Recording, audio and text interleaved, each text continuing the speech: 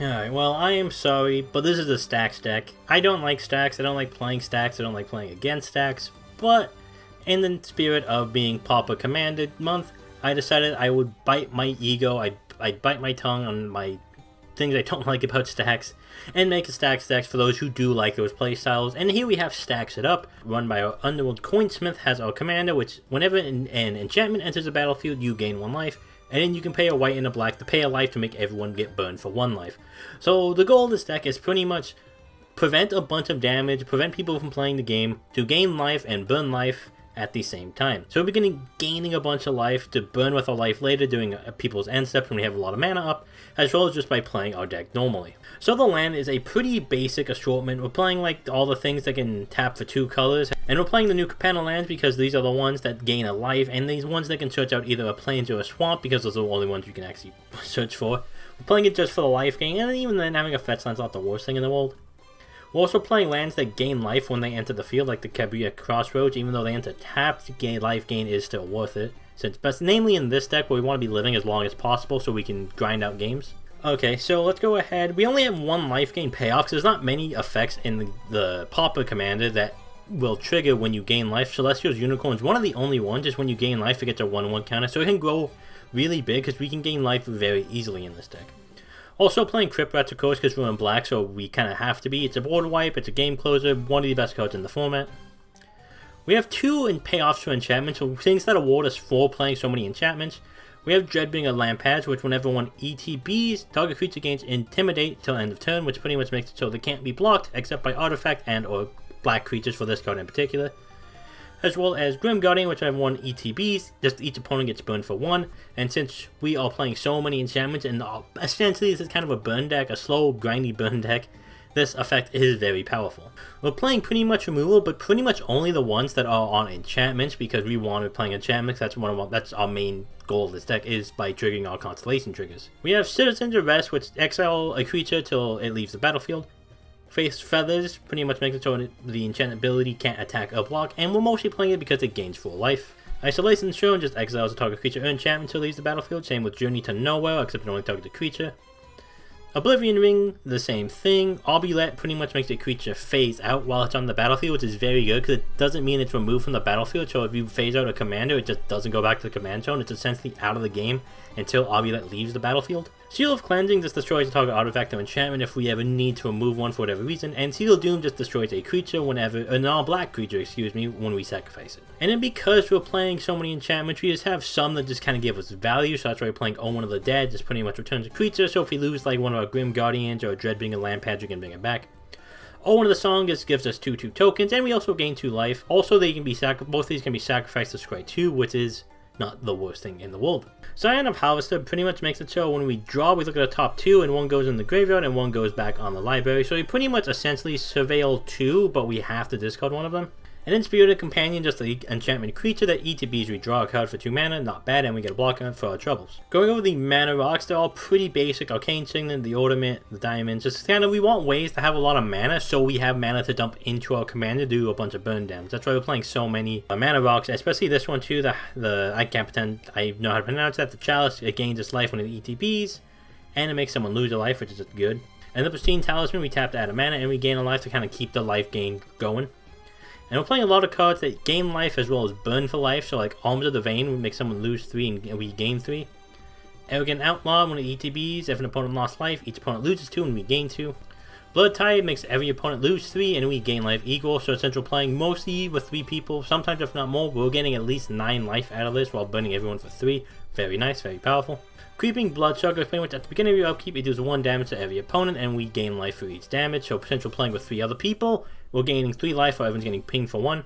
Target Pursuit, just at the beginning of your end step, just makes everyone lose life, gain a life. Epicure Blood makes it so when we gain life, each opponent loses 1 life, which makes our life gain triggers even more powerful by burning everybody else. Plus it's a 4/4, which is kind of annoying to get rid of. While Commath Noble, just when it or another creature dies, you make someone lose life and you gain life, so if people are destroying creatures or someone plays a massive Crypt Rats, including yourself, you can make everyone lose a bunch of life. Gloom Sower, just whenever it becomes blocked, that creature control loses 2 life and you gain 2 life, and it is an 8/6, so it's pretty rare it will die in combat, and you'll be able to do some nice burn and life gain with it. Of course, we're playing Gary. We are playing mostly black cards. Well, not mostly black cards, but enough to where this would be good. Pretty much ETBs, each opponent loses X life, or X is your devotion to black, and then you gain all the life equal to the life lost this way. So even like a 5 devotion, because it's default 2, which in a 3-player game defaults to 5, no, which defaults to 6 life. I don't know why that math is hard for me. So it's very good, especially when you have a lot of black creatures to go with.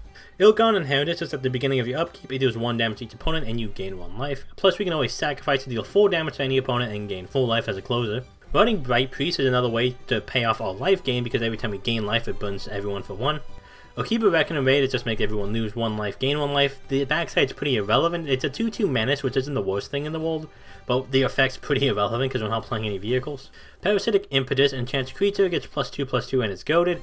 And whenever that creature's attacked, it loses 2 life and you gain 2 life. So pretty much you put this on a creature like a commander, especially if it's against like a Voltron deck. You make it so they can attack you, and every time they attack, you're getting life while they're losing life. Scholar of Artharius? I don't know if I said that right.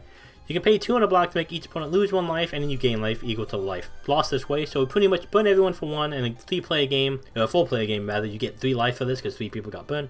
So the Priest, pretty much whenever a creature enters the battlefield and you control, you gain a life, and when a creature enters an opponent's battlefield, they can lose a life. So we're not playing too many creatures on our end, but in other people's decks, just pretty much having a card that either gains us life or makes someone lose life is very versatile and very powerful. Trespasser's Curse, if you want to fuck someone else over, it pretty much makes it so whenever a creature enters their battlefield, they lose life and you gain a life. So you're playing against like a creature deck, this card's really good considering we burned for every creature while you're gaining life. And then 1 Vampire Spawn, when the ETB just make every opponent lose 2 and you gain 2.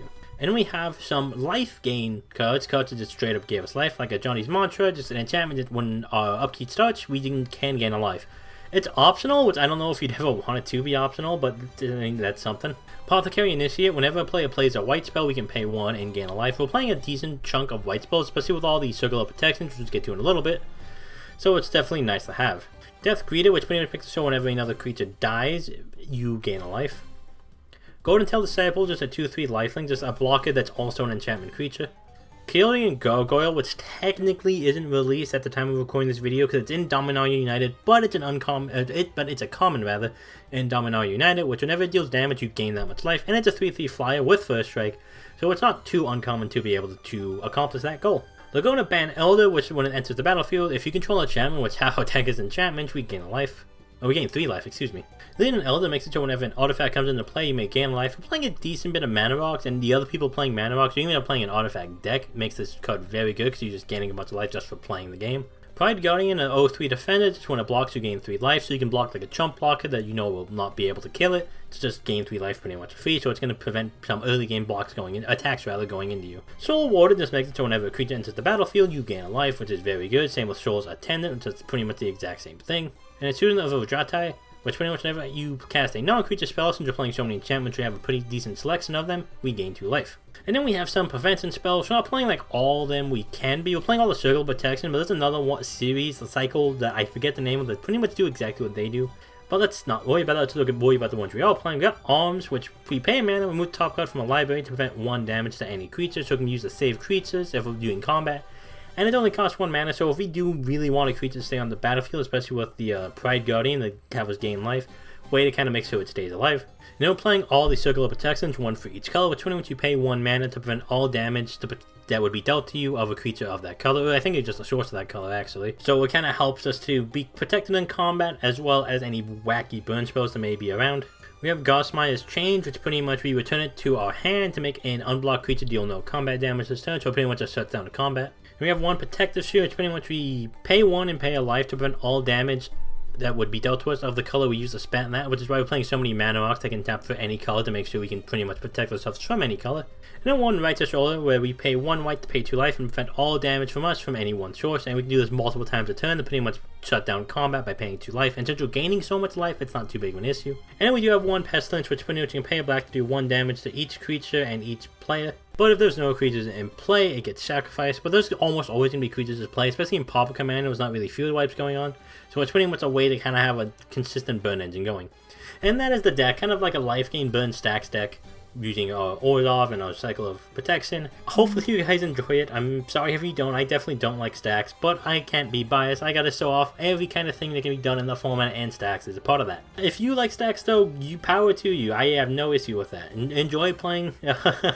Stacks make people not play the game. I think it's actually a pretty cool deck, as cool as I think stacks can be. But thank you all for watching. Hope you guys enjoy this, and I'll see you tomorrow for another day of Pauper Commander January.